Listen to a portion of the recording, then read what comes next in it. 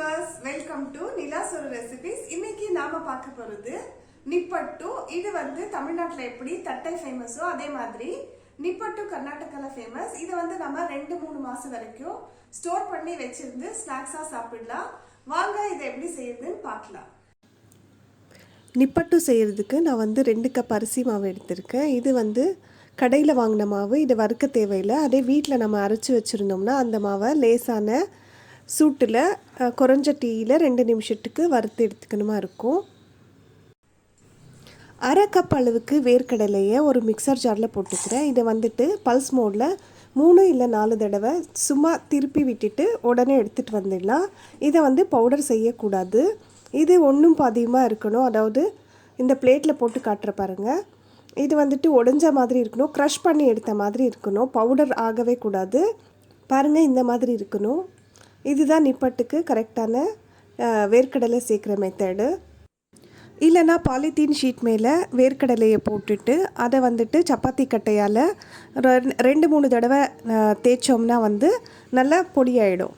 இது வந்துட்டு 1/4 கப் அளவுக்கு உடைச்ச கடலை எடுத்துருக்க சட்னிக்கு போடுறோம் இல்லையா, அதை வந்துட்டு நல்லா பவுட்ரு பண்ணி மிக்சியில் எடுத்துகிட்டு வந்துடுறேன். இது வந்து கொஞ்சம் கூட கரகரப்பாக இருக்கக்கூடாது. நல்லா எந்த அளவுக்கு பவுட்ரு ஆகுதோ அந்த அளவுக்கு பவுட்ரு பண்ணி எடுத்துகிட்டு வந்துடுங்க. இதையும் இதே அரிசி மாவில் சேர்த்துடுறேன். 1/2 டீஸ்பூன் அளவுக்கு பெருங்காயத்தூள், 1 டீஸ்பூன் அளவுக்கு வெள்ளை எள்ளு சேர்த்துருக்கேன், 1/2 டீஸ்பூன் அளவுக்கு தனி மிளகாய்த்தூள், உப்பு தேவையான அளவுக்கு. இதையெல்லாம் போட்டுட்டு நம்ம நல்லா கலந்து விட்டுடலாம்.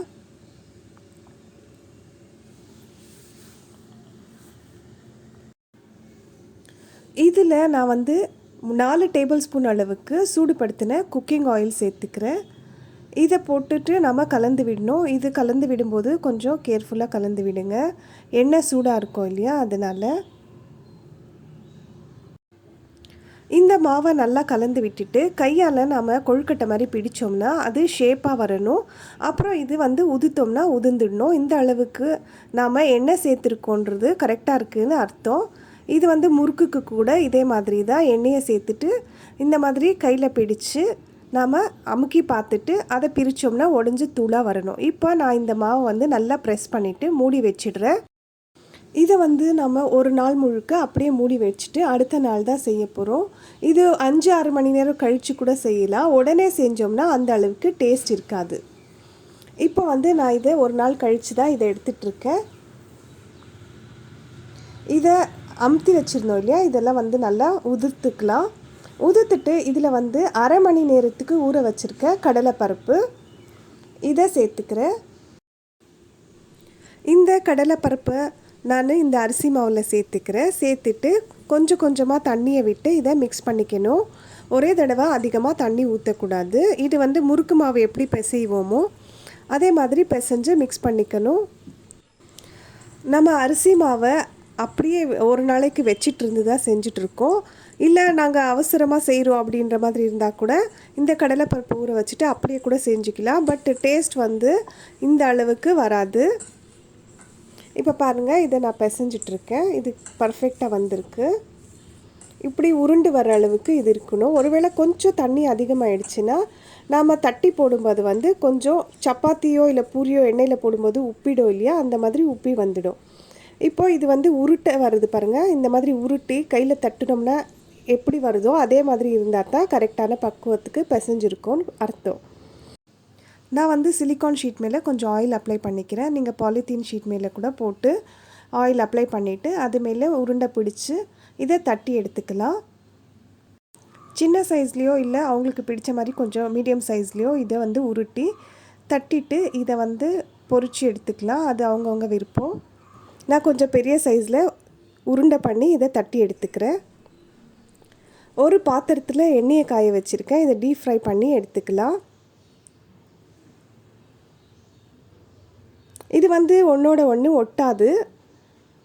கொஞ்சம் அதிகமாக கூட போடலாம். ஆனால் வானொலி வந்து இது ரொம்ப பெருசாக இல்லை, அதனால் நான் 4-5 அந்த மாதிரி போட்டு எடுத்துக்கிறேன். இது ஓரளவுக்கு செவந்து வந்த பிறகு திருப்பி விட்டுடலாம். முறுக்கு, தட்டை, நிப்பட்டு, கோடுபலை எதுவாக இருந்தாலும் இது வந்து அடியில் தங்கும். எண்ணெயோட அடியில் போய் தங்கிடுச்சுன்னா இது நல்லா வெந்து வந்திருக்குன்னு அர்த்தம். அப்போ நம்ம இதை வந்து ஒரு பிளேட்டுக்கு ட்ரான்ஸ்ஃபர் பண்ணி எடுத்துக்கணுமா இருக்கும்.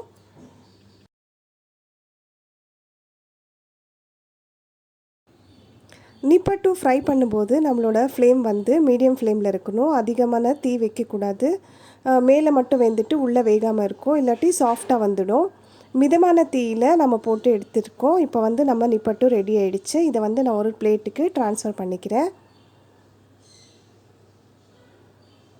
பாருங்கள், இப்போ வந்து உங்களுக்கு இதோட பர்ஃபெக்ட் கலர் தெரியும். இப்போ நம்ம டேஸ்டியான நிப்பட்டு ரெடி ஆயிடுச்சு. இப்போ மீதம் இருக்கிற நிப்பட்டு மாவையும் தட்டி நான் போட்டுடுறேன். எனக்கு வந்து இதில் மொத்தம் 19 நிப்பட்டு வந்தது. நான் வந்து கொஞ்சம் பெரிய சைஸ் நிப்பட்டாக செஞ்சேன், அதனால் 19 வந்தது. நீங்கள் இன்னும் கொஞ்சம் சின்ன சின்ன சைஸாக போட்டு செஞ்சுருந்தீங்கன்னா இன்னும் கொஞ்சம் அதிகமாக வரும். இதை வந்துட்டு ஏர்டைட் கண்டெய்னரில் தான் ஸ்டோர் பண்ணி வைக்கணும். இந்த நிப்பட்டுவை ட்ரை பண்ணி பார்த்துட்டு கமெண்ட் செக்ஷனில் எனக்கும் தெரிவிங்க எப்படி வந்ததுன்னு. இப்போ நான் செஞ்ச நிப்பட்டு வீடியோவை பார்த்தீங்க. உங்களுக்கு இந்த வீடியோ பிடிச்சிருக்கும்னு நினைக்கிறேன். நான் செஞ்ச அதே மெத்தடில் செஞ்சு பாருங்கள். டேஸ்ட்டு ரொம்ப பர்ஃபெக்டாக வரும். இதை நீங்கள் வந்து 2லேருந்து 3 மாதம் வரைக்கும் ஒரு ஏர்டைட் கண்டெய்னரில் போட்டு வச்சு சாப்பிடலாம்.